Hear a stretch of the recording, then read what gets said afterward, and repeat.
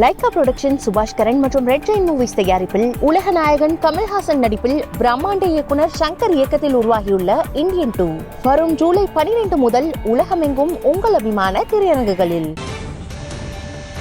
வருமானத்திற்கு அதிகமாக அமைச்சர் அனிதா ராதாகிருஷ்ணன் சொத்து குவிப்பு வழக்கில் தங்களை இணக்க கோரி அமலாக்கத்துறை தூத்துக்குடி மாவட்ட முதன்மை நீதிமன்றத்தில் தாக்கல் செய்த மனுவை மாவட்ட முதன்மை நீதிபதி நிராகரித்து தள்ளுபடி செய்து உத்தரவிட்டிருக்கிறார். கூடுதல் விவரங்களை வழங்குவதற்காக செய்தியாளர் ராஜன் இணைந்திருக்கிறார். ராஜன், என்ன காரணங்களை சொல்லி அமலாக்கத்துறையின் மனு தள்ளுபடி செய்யப்பட்டிருக்கிறது?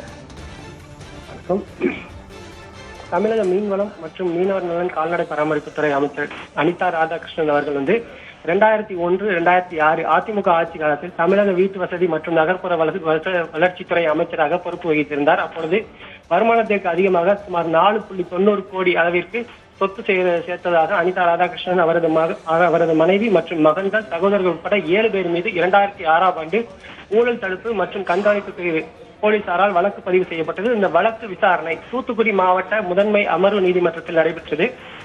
வழக்கு விசாரணை இறுதிக்கட்டத்தை எட்டியுள்ள நிலையில் இந்த வழக்கில் ஊழல் தடுப்பு மற்றும் கண்காணிப்பு பிரிவு போலீசாருக்கு உதவுவதற்காக தாங்களையும் மனுதாரராக சேர்க்க கோரி அமலாக்கத்துறையினர் ஒரு மனுவை என்பதை அளித்திருந்தனர். இதற்கு எதிர்ப்பு தெரிவித்து அமைச்சர் அனிதா ராதாகிருஷ்ணன் தரப்பில் ஊழல் தடுப்பு மற்றும் கண்காணிப்பு பிரிவு போலீசார் தரப்பில் ஏற்கனவே மனு தாக்கலும் செய்யப்பட்டிருந்த நிலையில் இந்த வழக்கு தூத்துக்குடி மாவட்ட அமர்வு நீதிமன்ற விசாரணைக்கு வந்திருந்தது. அப்போது அமலாக்கத்துறை சார்பில் வழக்கறிஞர் என் ராஜேஷ் என்பவர் இந்த வழக்கில் ஆஜராகியிருந்தார். இந்த விசாரணையில் உதவுக்காகவே தாங்களையும் ஒரு மனுதாரராக இணைந்து கொண்டு அமலாக்கத்துறை கேட்டிருந்தாங்க. இந்த வழக்கு என்பது சென்று கொண்டிருந்த நிலையில் கடந்த வாரம் இந்த மனு விசாரணை நிலையில லஞ்ச ஒழிப்பு துறை சார்பில் தமிழக அரசின் தலைமை குற்றவியல் வழக்கறிஞர் ஜின்னா அமலாக்கத்துறை மனுவின் சார்பாக எதிராக ஆஜராகி வாதாடினார். மற்றும் இந்த எதிர் உள்ள சென்னையில் இருந்து வீடியோ கான்பரன்ஸ் மூலியமாக அமலாக்கத்துறை வழக்கறிஞரும் வாதாடினார்கள். அமலாக்கத்துறையினர் வாதாடிய இந்த நிலையில் அப்பொழுது வருமானத்திற்கு அதிகமாக 4.90 கோடி அளவிற்கு சொத்து சேர்த்ததாக அவரது மனைவி மற்றும் மகன்கள், சகோதரர் உட்பட 7 பேர் மீது இந்த வழக்கு என்பது நடைபெற்ற நிலையில பாத்தீங்கன்னா வழக்கின் விசாரணை அமலாக்கத்துறை எந்தவித ஆவணங்களும் அவங்களிடம் இல்லை.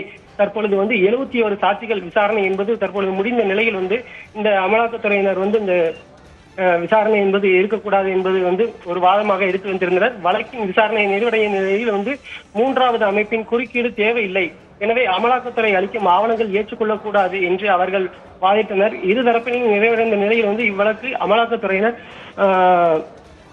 தூத்துக்குடி மாவட்ட முதன்மை நீதிமன்ற தாக்கல் செய்த மனுவை தற்பொழுது தூத்துக்குடி மாவட்ட முதன்மை நீதிபதி ஐயப்பன் தற்பொழுது இந்த வழக்கை தள்ளுபடி செய்திருக்கிறாங்க.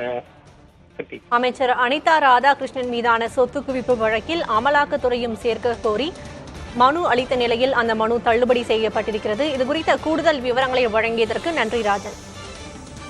லைகா புரொடக்ஷன் சுபாஷ் கரன் மற்றும் ரெட் ஜெயின் மூவிஸ் தயாரிப்பில் உலக நாயகன் கமல்ஹாசன் நடிப்பில் பிரம்மாண்ட இயக்குனர் சங்கர் இயக்கத்தில் உருவாகியுள்ள இந்தியன் 2 வரும் ஜூலை 12 முதல் உலகமெங்கும் உங்கள் அபிமான திரையரங்குகளில்.